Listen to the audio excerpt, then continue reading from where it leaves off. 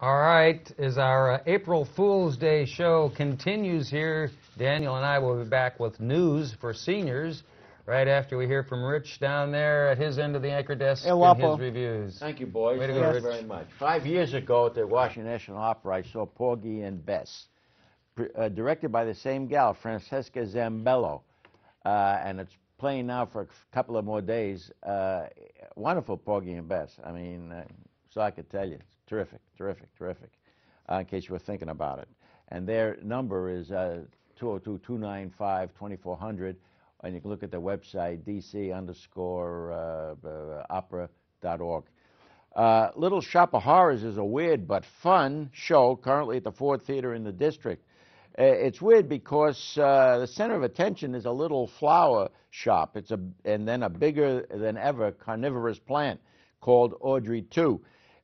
He's named after a shop employee, Audrey, played by Jenna Jones, whose sweet co-worker Seymour, played by Christopher Jones, created this little plant. Yeah, the two people, the stars, are married. He was trying to get customers to get into the boss's flower shop located in a dingy area in Skid Row. But so he comes up with this plant he developed, and this plant really took off. It's like a Venus flytrap times 15. Anyway, the nice boy-girl relationship and all the singing and everything else makes it a nice show. Remember Suddenly Seymour? Nice deal.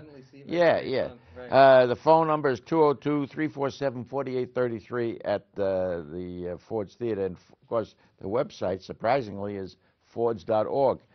The Studio Theater now in D.C., this is for Cam, my colleague here in the control room. They're presenting a final play of Neil LaBute's trilogy with Reasons to Be Pretty. It's a dark comedy about factions of real-life relationships. LaBute's two previous hits at the studio were Shape of Things and Fat Pig. In Reasons to Be Pretty, there are 4 roles which are riveting. Set in an office lunchroom, we find Margaret White returning to studio in the role of Steph, berating her nice boyfriend, Greg, played by Ryan Artsberger, for referring to her as having ordinary looks.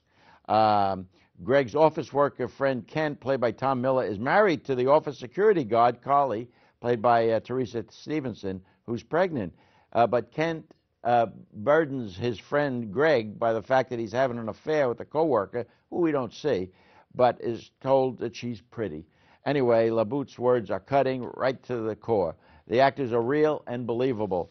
So the number at the studio is 202-332-3300, and it's studiotheater.org. And you've got till May 2 to catch this good show. I just witnessed another packed house at the Regal Ballston Theater's 12 for a Metropolitan Opera simulcast of Hamlet.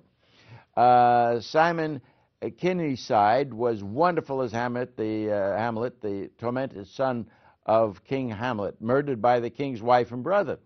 This Hamlet was an adaptation of the Shakespearean classic by Ambrose Thomas. I hope many of you are taking advantage of these wonderful simulcasts. Imagine, live on a Saturday, right from the Met, New York. You can see the darn thing right here as it's happening. You can look them up to see what's coming up under fathomevents.com, or call the local Regal Theaters here at 703-527-9466. Now, leave it to Jack Marshall and the American Century Theater, known as TACT, to dig up another long-forgotten theatrical jewel. Remember the 1953 movie classic Stalag 17 with William Holden? Well, the first play opened a couple of years earlier in 51 on Broadway, and we're reminded that the popular TV show Hogan's Heroes followed after Stalag 17. It was inspired by that. The TACT show is running a Gunston, is set in a German prison camp for American soldiers and in the barracks of Stalag 17. Producer Sherry Perper and director William Aiken capture the spirit of the movie and the state productions. A great set by Andy Deleski and 40 costumes by Rip Klassen. Big cast, including Nazi guards and everything. It's a compelling show. Call 703-998-4555 for info and tickets, and check the website at AmericanCentury.org.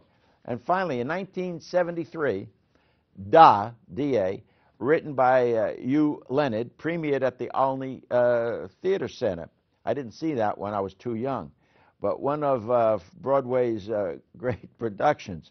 I can't even say that with a straight face, you know, that being too young. Anyway, I know. It was directed, but this is directed by Halo Wines, and she does a good job. Da is a poignant Irish play about the relationship between a son, Charlie, played by James Whalen, and his adoptive father, Da, played by Des Keogh. Actually, the father had died, but reappears as Charlie is cleaning out his apartment and reflecting on times past. So he's actually talking to the old man, you know, in his head or whatever it is. The old man's dead, but you know, he's on the stage anyway. A local favorite, Bridget Cleary, plays Charlie's deceased mother, and Drew Copus plays a young version of Charlie. Ian LaValle plays a government worker who gives Charlie a job. Interesting show as we watch begrudgingly affection between the father and the son. Da is a nice, sweet show. Rachel Holt, Julia Ann Elliott, and Nick DiPinto add to the Irish mosaic. See this touching show, Da, at Olney Theater Center in Maryland, Olney, Maryland. The box office number is 301-924-3400, or you can check their web at olneytheater, that's with an .org. So that is it for now, boys. Feed me. Yes, Feed me. yeah, Remember the plant? Audrey 2? Yeah. It's a great movie. I remember seeing this that plant one. really tears them up. Yeah, it does, really. Yeah, real Sounds good. Real good. Excellent. Thank you, Rich. Yeah.